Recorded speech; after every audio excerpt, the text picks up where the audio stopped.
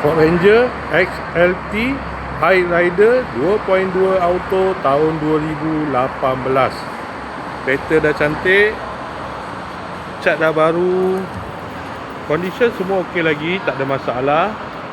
Kereta ni boleh loan bank, loan kredit dan loan kedai. Kalau nak beli cash pun boleh. Kalau berminat boleh datang kedai, tengok kereta, boleh test drive. Kereta ni accident free, boleh jalan jauh, tak ada masalah. Kereta ni ada waranti 1 tahun.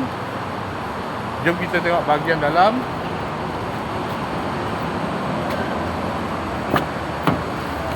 Dalam masih cantik lagi.